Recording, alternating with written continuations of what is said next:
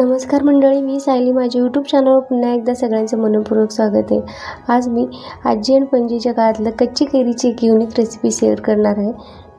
ही recipe माझी आजी कैरीच्या सीजनाचं हमखास बनवायची आणि खूप छान लागते. आंबट, गोड, तिखट चव असते. लहानापासून मोठ्यापर्यंत सगळ्यांना आवडती.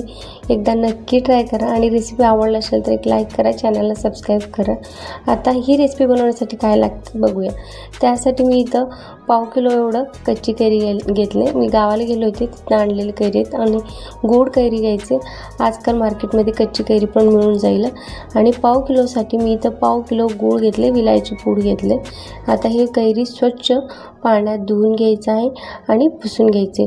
वेळ असेल तर अर्धा ते 1 तास तुम्ही पाण्यात ह्याला भिजून ठेवायचं कैरीला. वेळ नसेल तर तुम्ही स्वच्छ धुवून पुसून घ्यायचं. आता हे कैरी मी स्वच्छ धुवून घेतलेलं आहे आणि पुसून देखील घेतलेलं आहे. आता ह्याच्यावरची सगळं साल काढून घेतलेलं आहे मी.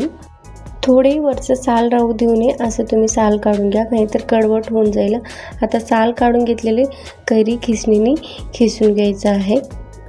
कच्ची कैरीची कोणतीही रेसिपी बनवत असेल ना, एक तोतापुरी कैरी म्हणून भेटते ती कैरी वापरा, नाहीतर एक कलम केलेली कैरी म्हणून असते कलमी कैरी, ती कैरी वापरा. ते दोन्ही कैरीला आंबटपणा कमी असते आणि तुम्ही बनवत असलेले पदार्थ जास्त आंबट होणार नाही. ही माझे शेतातले कैरी आहेत, गावरान कैरी आहेत. हे कलमी कैरी पण नाही, तोतापुरी पण नाही, गावरान कैरी आहेत आणि हे अगदी गोड कैरी आहेत. आता सगळं मी कैरी खिसून घेतलेलं आहे आणि त्याच्यातलं सगळं पाणी पिळून घेते. थोडंही त्याच्यात पाणी घालायचं नाही आहे. त्याच्यात जे काय आंबटपणा असेल ना, निघून जाण्यासाठी मी घट्ट पिळून घेतलेला आहे. खिसून आणि पिळून घेतलेली कैरी आता साईडला ठेवायचं. एका कढईत 1 कप एवढं मी गूळ घेतले. वजनी म्हणलं तर 1/2 किलो आहे. 1/2 किलो कैरीसाठी मी इथं 1/2 किलो गूळ घेतलेला आहे आणि थोडेही पाणी न घालता मेल्ट करून घ्यायचं आहे आपल्याला. आता गूळ चांगलं मेल्ट झालेले आहे. आता खिसून ठेवलेली कैरी घालायचं आणि सगळं चांगलं मिक्स करून घ्यायचं आहे आपल्याला. कैरी घातली एकदम असं पातळ होती, पाणी झाल्यासारखं होते. कैरीतलं पाणी सुटते गुळामध्ये कैरी घातली की. आता हे एकदम पाणी झाल्यावर 5 ते 10 मिनटं आपल्याला हे शिजवून घ्यायचं आहे आणि उकळून घ्यायचं आहे. आता गॅसचं फ्लेम एकदम लो ठेवायचं. 10 ते 15 मिनिट हे कैरीला आपल्याला शिजवून घ्यायचे. कैरी थोडंसं सॉफ्ट करून घ्यायचं. त्यानंतर चिमूटभर मीठ घालायचे आणि विलायची पावडर घालायचे. तुम्हाला आवडत असेल तर ह्याच्यात तुम्ही चाट मसाला पण घालू शकता. एकदम चटपटीत लागते. आणि आता मग 10 मिनटं आपल्याला हे शिजवून घ्यायचं आहे. कच्ची कैरीची गुळंबा तुम्हाला वर्षभर टिकून ठेवायचा असेल तर त्याच्यात थोडेही पाणी वापरू नका. आणि ही कैरीची रेसिपी बनवताना तुम्ही जर्मनच्या भांडीत बनवा आणि त्याला वर्षभर टिकतात आणि काहीच होत नाही. आता हे बघा, 15 मिनटं मी शिजवून घेतलेलं आहे आणि चांगलं कैरी पण सॉफ्ट झालेलं आहे आणि चांगलं शिजलेलं आहे. आता गुळंबा झालं कसं समजून घ्यायचं, म्हणजे आता चमचा घेतला ना, त्याच्यावर असं बोट फिरवायचं. आता बघा असं लाईन पडते.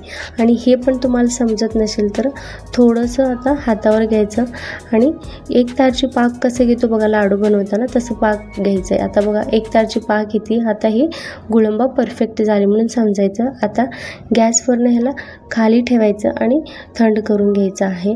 आता मी गॅसवरनं खाली ठेवून घेते आणि पूर्णपणे थंड झालं की ह्याला एअरटाईट कंटेनरमध्ये घालून ठेवायचं. वर्षभर काहीच होत नाही. चपाती, भाकरी आणि तुम्ही ब्रेडवर जाम म्हणून सुद्धा वापरू शकता. खूप छान लागतं खायला. ही रेसिपी 2 पद्धतीने बनवलं जातं. एक गूळ घालून बनवलं जातं, त्याला गुळंबा म्हणतात, आणि एक साखर घालून बनवलं जातं, त्याला साखरंबा म्हणतात. तर साखरंबीची रेसिपी देखील मी शॉर्ट व्हिडिओमध्ये चॅनलवर अपलोड केलं, एकदा नक्की जाऊन बघा.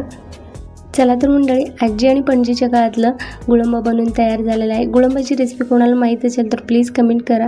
रेसिपीची व्हिडिओ आवडला असेल तर लाईक करा, चॅनलला सबस्क्राईब करा.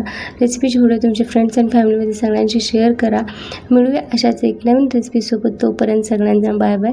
थँक्यू.